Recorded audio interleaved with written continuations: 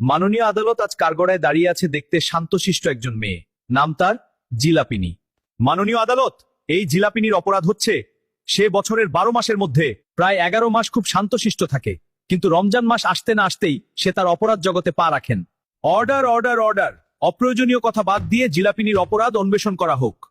অবশ্যই ইউরোনার, এই জিলাপিনীর অপরাধ হচ্ছে সে রমজান মাসে এসে ইফতারের সময় সে তার সৌন্দর্য দেখিয়ে রোজাদারের ইমোশনকে কাজে লাগিয়ে ইফতারকৃত চোনামুড়িতে এমন ভাবে মিশে যায় যা অনেক রোজাদারের পছন্দ না, এবং অনেকেই মন খারাপ করে চোনামুড়িতে জিলাপি দেওয়ার জন্য।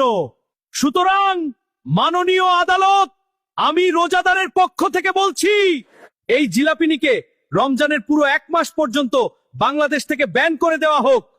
অর্ডার অর্ডার, সকল প্রমাণের ভিত্তিতে আদালত একপক্ষ বিচারের সমর্থন করছে না, কারণ একটি জিনিসের ভালো খারাপ উভয় দিক থাকে। দর্শক, এই মামলার বিচার আপনারাই করেন, দেখি কে কেমন বিচার করেন। আর হ্যাঁ, ফলো করে রাখবেন।